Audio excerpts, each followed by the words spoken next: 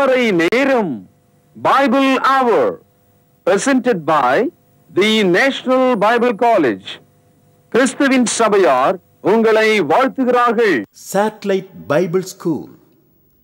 அன்பானவர்களே, வடசென்னையில் ஹைகோர்ட் எதிரில் YMCA வளாகத்தில் ஜனவரி 26ஆம் தேதி முதல் பிரதி ஞாயிறு காலை 11 மணிக்கு கிறிஸ்துவின் சபையார் அப்பம் பிட்டு தொழுகை செய்து வருகிறார்கள். குடும்பமாக வாருங்கள், ஆசீர்வாதம் பெறுங்கள். நற்செய்தியாளர் டாக்டர் பீட்டர் சாலமன் ஐயா அவர்கள், பைபிள் அவர் டெலிவிஷன்.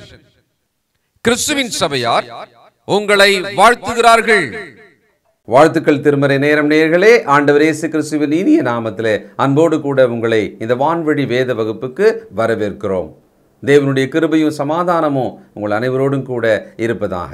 நிச்சயமாக இந்த விழிப்புணர்வு நிகழ்ச்சி உங்களுக்குள்ள வசனங்களுக்கெல்லாம் இதான் சத்தியம் அப்படின்னு சொல்லிக்கிட்டே வருது. ஒவ்வொரு பகுதியாக, ஒவ்வொரு சின்ன சின்ன விஷயமா.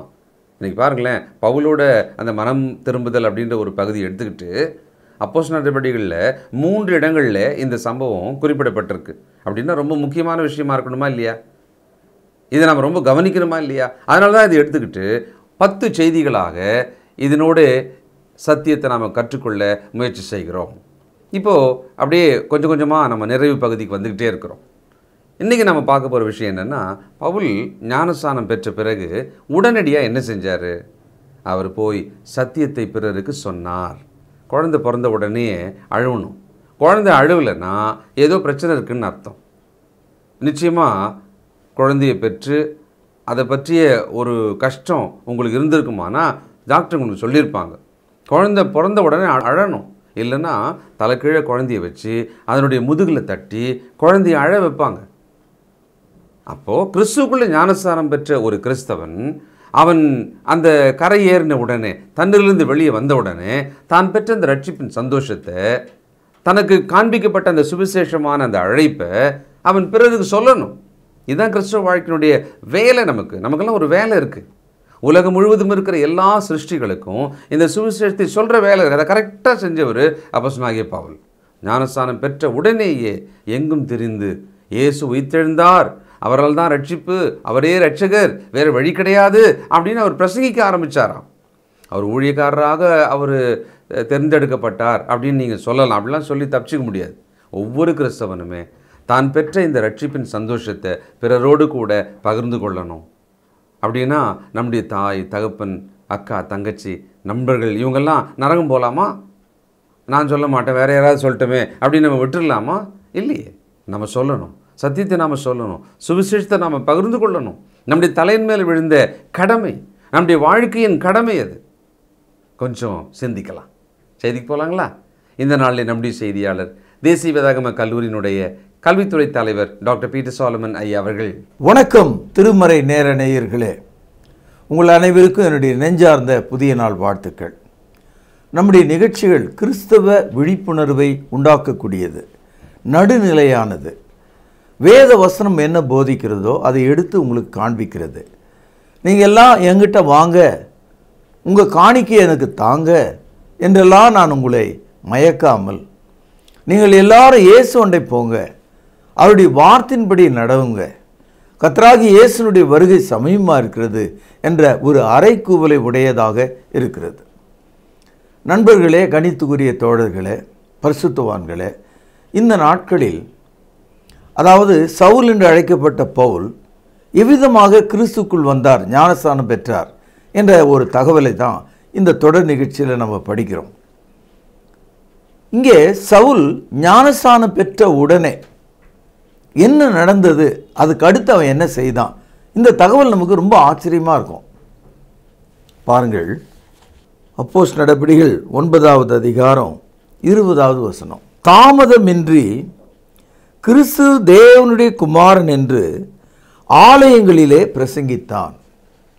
அதாவது ஞானஸ்நானம் எடுத்த உடனே கூண்டிலிருந்து புறப்பட்ட ஒரு சிறுத்தையைப் போல, கூட்டிலிருந்து புறப்பட்ட ஒரு பறவையைப் போல, வானத்திலிருந்து தோன்றிய ஒரு மின்னலைப் போல, ஞானஸ்தானம் எடுத்த கையோட இயேசு தேவனுடைய குமாரன் என்று ஆலயங்களிலே பிரசங்கித்தார்.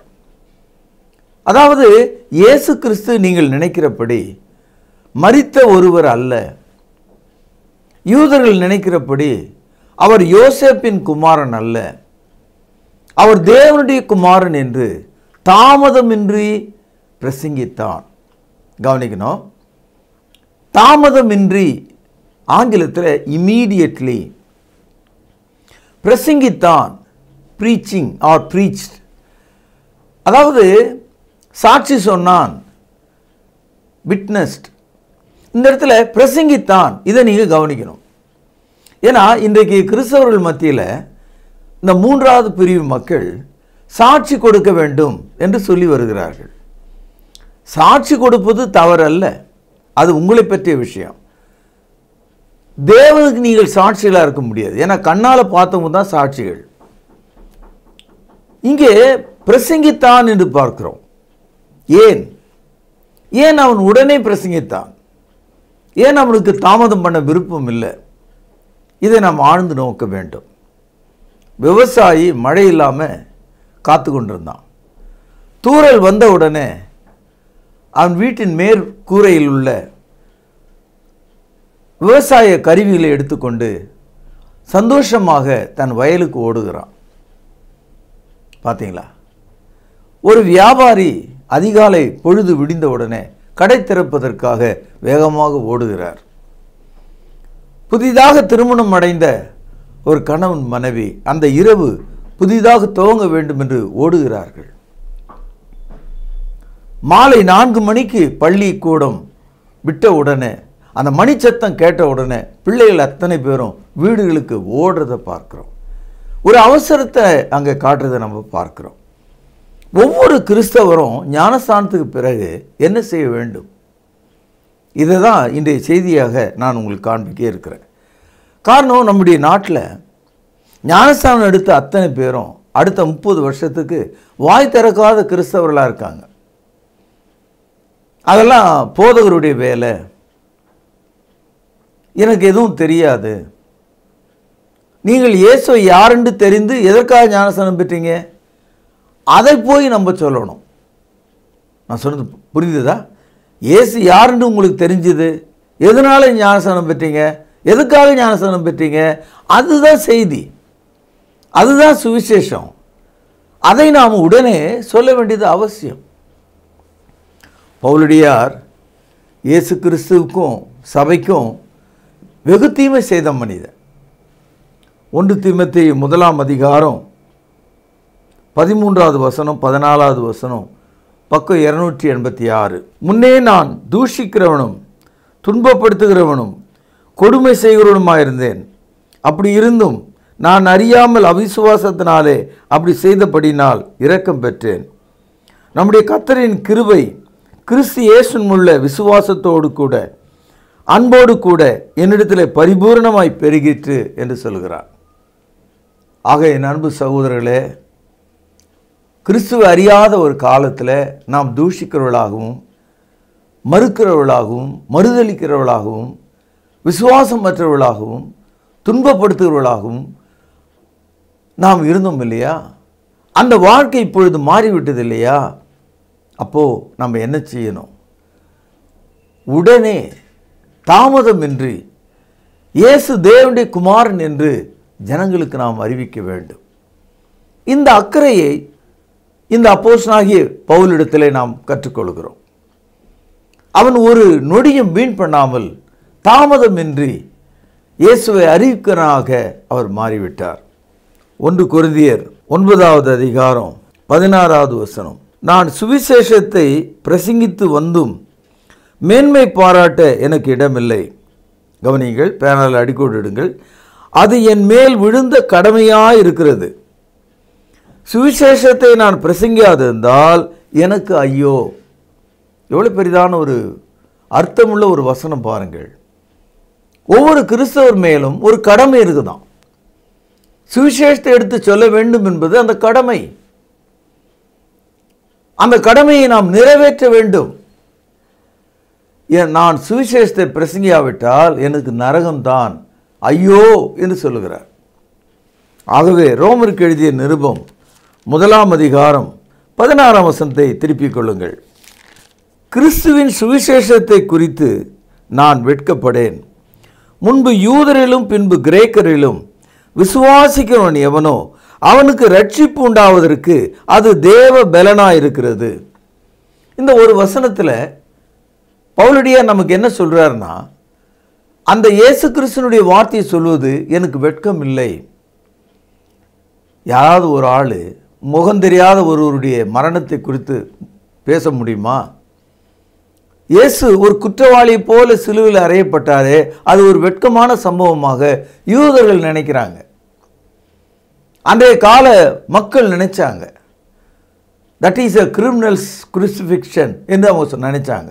ஒரு குற்றவாளியினுடைய சிலுவை மரணம் அது என்று அவங்க நினைச்சாங்க. இப்பொழுது பவுல் சொல்லுகிறார், எனக்கு அதில் வெட்கமே இல்லை. அது தேவனுடைய திட்டம், அது தேவனுடைய தீர்மானம், அது தேவன் கொடுத்த பலி, அது கிறிஸ்துவனுடைய ரத்தம் சிந்தும் காட்சி. அதை குறித்து நான் வெட்கப்படேன்.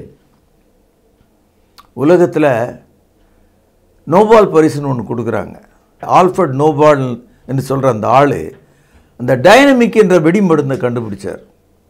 அந்த டைனமிக் என்ற வெடி மருந்து கண்டுபிடிச்ச பிறகு தான் முதல் உலக போர்கள் உலகத்தில் மூண்டு கோடான கோடி மக்கள் எரிந்து சாம்பலானாங்க. மனவருந்திய ஆல்ஃபர்ட் அதனால் கிடைத்த ராயல்ட்டி முழுவதையும் சேர்த்து சமாதானத்துக்கான பரிசாக கொடுக்கும்படி பிற்காலத்தில் அவன் உயில் எழுதிவிட்டு செத்து போயிட்டான். அந்த பணத்தை எடுத்து தான் உலகத்தில் ஆண்டுதோறும் நோபல் பரிசுகளை கொடுத்து வராங்க. சகோதரர்களே, இந்த டைனமிக் என்ற ஒரு வார்த்தை தான் தேவனுடைய வல்லமை என்ற இடத்துல கிரேக்க மொழியில் டைனமோ என்ற வார்த்தை வந்திருக்குது. அதாவது என்ன சொல்றாரு, ரட்சிக்கப்படுகிறவர்களுக்கு தேவனுடைய சக்தியாக இருக்கிறது, பலனாக இருக்கிறது. தேவனுடைய பலன் இந்த வானம் பூமி எல்லாவற்றையும் உண்டாக்கினது. இப்பொழுது பவுலடியார் சொல்றாரு, ஒரு பாவியாகிய மனிதனை ரட்சிக்கும் ஆற்றல் உள்ள தேவ பலனாக சுவிசேஷம் இருக்கிறது. இயேசு கிறிஸ்துனுடைய பாடு, மரணம், அடக்கம், உயிர்த்தெழுதல் இருக்கிறது. அந்த சுவிசேஷத்தை குறித்து நான் வெட்கப்படேன். அது யூதராக இருக்கலாம், கிரேக்கராக இருக்கலாம், யாராக இருக்கலாம், எல்லாருக்கும் ரட்சிக்கப்படுவதற்கு அது தேவனுடைய பலன் என்று சொல்கிறார். அதனால தான் அவர் தாமதமின்றி ஜெப ஆலயங்களில் இயேசுவை தேவனுடைய குமாரன் என்று அறிவித்தார். 2 தீமோத்தேயு 4 அதிகாரம் 2 வசனம், பக்கம் 293. சமயம் வாய்த்தாலும் வாய்க்காவிட்டாலும் ஜாக்கிரதையாக திருவசனத்தை பிரசங்கம் பண்ணு. எல்லா நீடிய சாந்தத்தோடும் உபதேசத்தோடும் கண்டனம் பண்ணி கடிந்து கொண்டு புத்தி சொல்லு. அதாவது உடனடியாக போதித்தல், இமீடியட்லி ப்ரீச்சிங் என்ற அந்த வார்த்தை இருக்க, அந்த பவுல் எழுந்து உடனே பிரசங்கித்தான் என்ற அந்த தகவல் அவரோடு போல அவர் நேசித்த உடன் ஊழியர்களுக்கும் அதை சொல்கிறார். தீமோத்தேயுக்கு சொல்கிறாரு, சமயம் வாய்க்கும் வாய்க்காமல் போகும். ஒரு ட்ரெயினில் வரோம், நல்ல வசனத்தை கேட்குறதுக்கு ஒருத்தர் இருக்காங்க, ஆனால் நம்ம சொல்கிறது இல்லை. அடுத்த முறை அவங்க உங்கள் கையில் கிடைக்க போகிறதில்ல.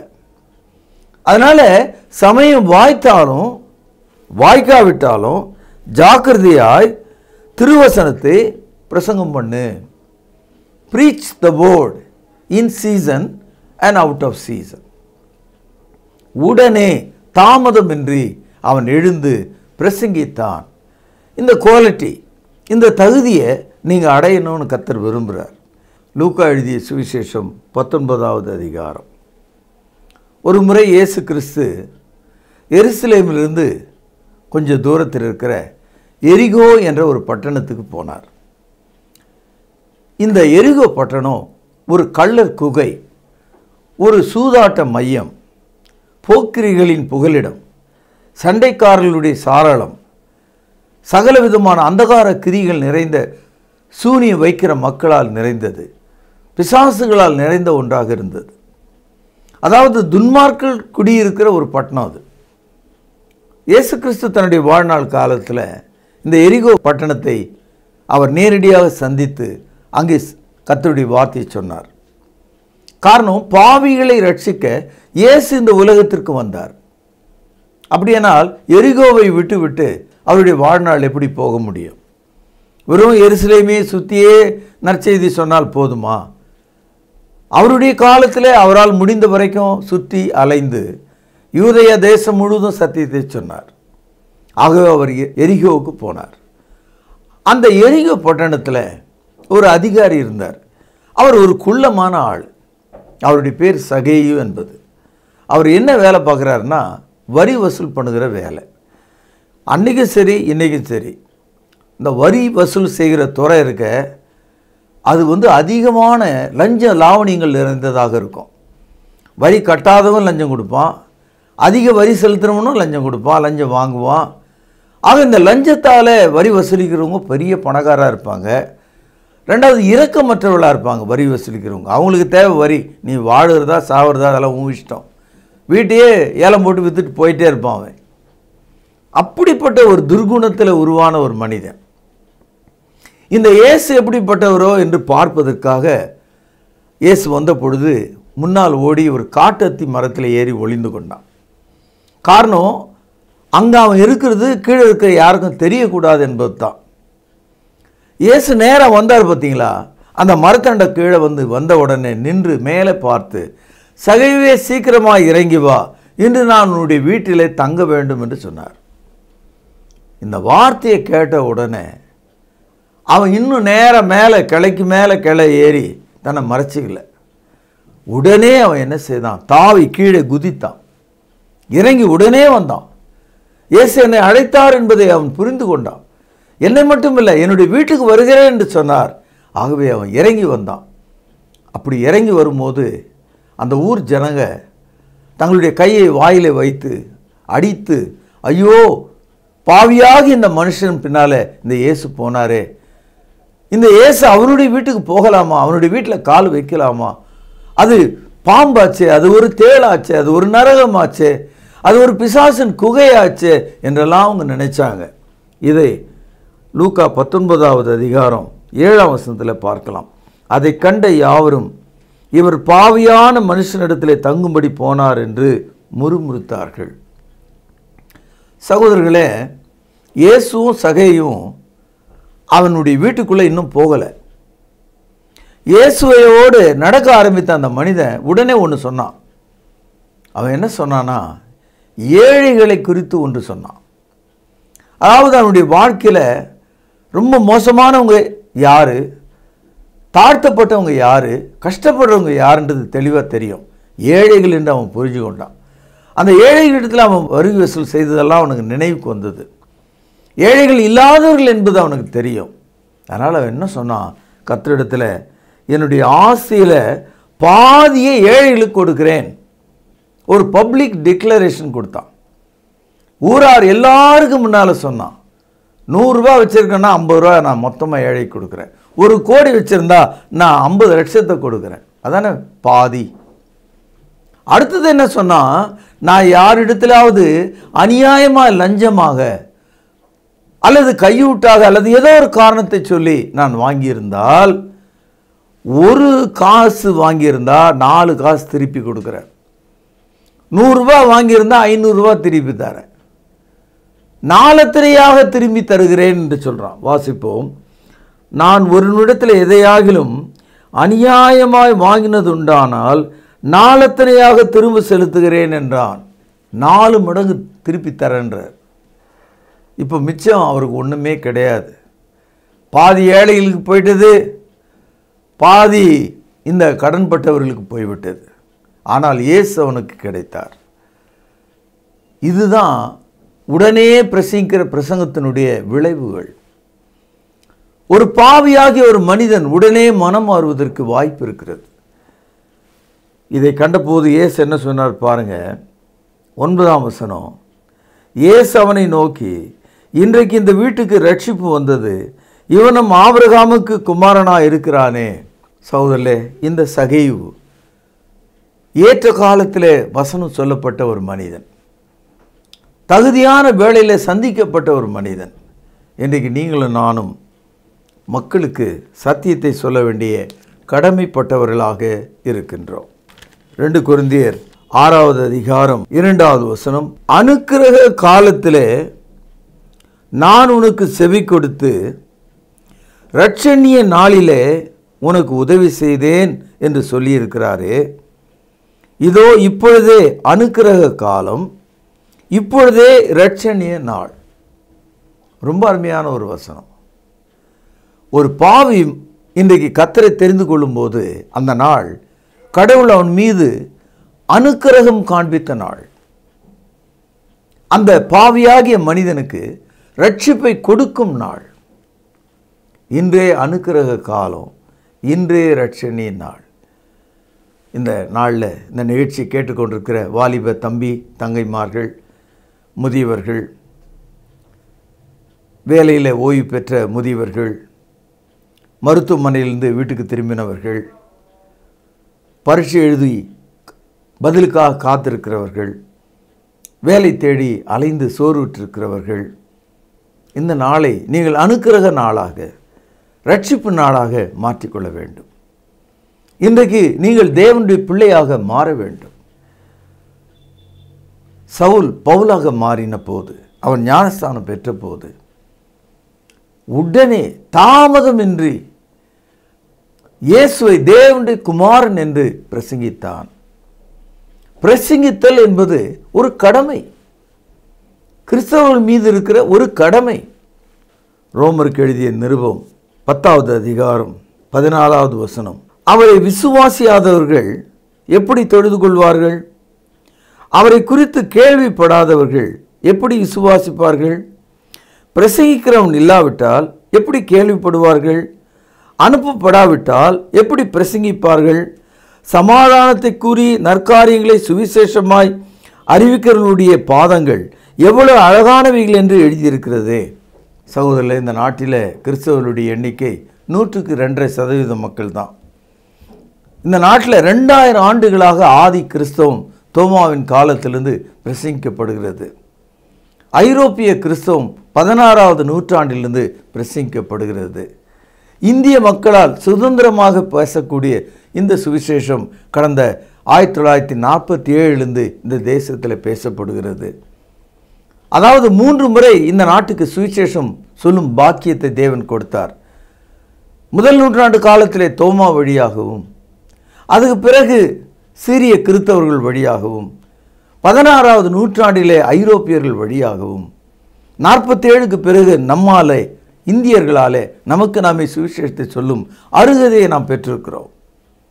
ஆகவே ஒவ்வொரு கிறிஸ்தவரும் எழுந்து தாமதமின்றி இயேசு கிறிஸ்து தேவனுடைய குமாரன் என்று, அவர் உங்கள் பாவங்களை மன்னித்த வகை இன்னதென்று, எதனாலே நீங்கள் மனம் திரும்பினீர்கள் என்று தேவன் உங்களிடத்தில் கூறின அந்த அன்பை குறித்து பேசும்படியாக உங்களை நான் ஆசீர்வதிக்கிறேன். உங்களை எழுப்பி விடுகிறேன், உங்களை உற்சாகப்படுத்துகிறேன். கர்த்தராகிய இயேசு கிறிஸ்துவினுடைய கிருபையானது உங்கள் அனைவரோடும் இருப்பதாக நாம் பிரார்த்தனை செய்வோம். பரலோகத்திலே வாசமாக இருக்கிற அற்புதமான தகப்பனே, இந்த நாளிலே தாமதமின்றி பவுல் எழுந்து ஜெப ஆலயங்களிலே இயேசு தேவனுடைய குமாரன் என்று போதித்தது போல ரட்சிக்கப்பட்ட எல்லா தேவ பிள்ளைகளும் தாமதமின்றி, சமயம் வாய்த்தாலும் வாய்க்காவிட்டாலும் திருவசனத்தை ஜாக்கிரதையாய் பேசத்தக்கதாக, போதிக்கத்தக்கதாக, அறிவிக்கத்தக்கதாக மக்களுக்கு பலத்தை, சுகத்தை தாரும்.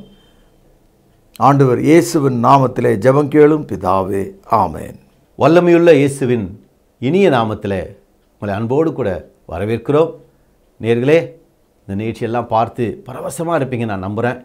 நேர்களே, த கன்வர்ஷன் ஆஃப் பால், பவுலினுடைய மனமாற்றம், இதில் என்னென்ன நடக்கிறது விஷயம் கேள்விப்பட்டீங்கன்னா ரொம்ப சின்னதாக இருக்கலாம். ஆனால் விளக்கம், அதனுடைய அறிவு, ஞானம் மிக ஆழமாக இருக்கிறது. அதை தான் ஒவ்வொரு நாளும் நீங்கள் கேட்டுக்கொண்டு வருகிறீர்கள். இந்த நாளிலே பவுல் ஞானஸ்தானம் பெற்று ரட்சிக்கப்பட்ட உடனே என்ன செய்தான்? நீங்கள் ஞானஸ்தானம் பெற்ற உடனே என்ன செஞ்சீங்க? சும்மா வீட்டிலே உட்காந்துட்டீங்க, ஒருத்தர் கூட வசனத்தை சொல்லலை இல்லையா? யோசித்து பாருங்கள். ஒருவேளை நீங்கள் ஞானஸ்தானம் பெற்ற உடனே அதே துடிப்போடு, அதே வேகத்தோடு, அதே அனலோடு மற்றவர்களுக்கு இந்த ரட்சிப்பின் சுவிசேஷத்தை சொன்னீர்களா? ஆபிரகாமின் மடியில் இருந்த லாசரு எதிரிலே ஐஸ்வர்யவான். அந்த ஐஸ்வர்யவான் பாதாளத்தில் வேதனைப்படும் பொழுது என்ன சொன்னான் தெரியுங்களா? எனக்கு 5 சகோதரர்கள் உண்டு, அவர்கள் வேதனையுள்ள இடத்திற்கு வராதபடிக்கு இந்த லாசருவை அனுப்பி அவர்களுக்கு இந்த செய்தியை சொல்ல வேண்டும் என்று சொன்னான். இன்னைக்கு உலகம் அழிவுள்ள பாதையில் போய்கொண்டிருக்கிறது, பாதாளத்தை நோக்கி போய்கொண்டிருக்கிறது. அதிலிருந்து அவர்களை தப்புவிப்பது நம்முடைய கடமை. முதலாவது நாம், நம்முடைய குடும்பம், நண்பர்கள், அயலகத்தார், நம்மோடு இணைந்த ஒவ்வொருவரையும் ரட்சிப்புக்குள் வழிநடத்த வேண்டியது கட்டாயமாக இருக்கிறது. பாருங்கள், பிறரையும் பார்க்கும்படி உற்சாகப்படுத்துங்கள். இன்று நீங்கள் கேட்ட செய்தியிலிருந்து உங்களுக்கான பரிசு கேள்வி இதுதான். பவுல் ஞானஸ்நானம் பெற்றவுடனே என்ன செய்தார்? கேள்வி எழுதிக் கொள்ளுங்கள். சரியான பதிலுக்கு நல்ல பரிசுகள் காத்திருக்கிறது. பவுல் ஞானஸ்நானம் பெற்றவுடனே என்ன செய்தார்? வசனத்தின் துணை கொண்டு உடனே பதில் எழுதுங்கள். நேயர்களே, அஞ்சல் வழி வேத பாடம், ஆவிக்குரிய புத்தகங்கள், திருச்சபைக்கு தேவையான கர்த்தருடைய பந்தி பாத்திரங்கள், காணிக்கை பைகள் தேவைப்படுவோர் தொடர்பு கொள்ளுங்கள். இந்த நிகழ்ச்சியை பற்றிய கருத்துக்களை தொடர்ந்து எங்களுக்கு எழுதுங்கள். உங்கள் ஜெப குறிப்புகளை எழுதி அனுப்புங்கள். நாங்கள் தொடர்ந்து உங்களுக்காக ஜெபிக்கிறோம். இதே சேனலில் இதே நேரத்தில் மீண்டும் உங்களை சந்திக்கும் வரை கர்த்தராயிருக்கிற இயேசு கிறிஸ்துவின் கிருபை உங்கள் அனைவரோடும் கூட இருப்பதாக. அன்பானவர்களே, வட சென்னையில் ஹைகோர்ட் எதிரில் YMCA வளாகத்தில் ஜனவரி 26ஆம் தேதி முதல் பிரதி ஞாயிறு காலை 11 மணிக்கு கிறிஸ்துவின் சபையார் அப்பம் பிட்டு தொழுகை செய்து வருகிறார்கள். குடும்பமாக வாருங்கள், ஆசீர்வாதம் பெறுங்கள். நற்செய்தியாளர் டாக்டர் பீட்டர் சாலமன் ஐயா அவர்கள், பைபிள் அவர் டெலிவிஷன். கிறிஸ்துவின் சபையார் உங்களை வாழ்த்துகிறார்கள். தொடர்பு கொள்ள வேண்டிய முகவரி: திருமறை நேரம், 58 சர்ச் தெரு, குமரன் நகர், சென்னை 6,82,000. தொலைபேசி எண் 044255008882. செல்போன் 9385500882. கர்த்தாவே, தேவர்களில் உமக்கு பானவர் யார்? வானத்திலும் பூமியிலும் உமக்கு பானவர் யார்? உமக்கு பானவர் யார்? உமக்கு பானவர் யார்? வானத்திலும் பூமியிலும் உமக்கு பானவர் யார்? வானத்திலும் பூமியிலும் உமக்கு பானவர் யார்?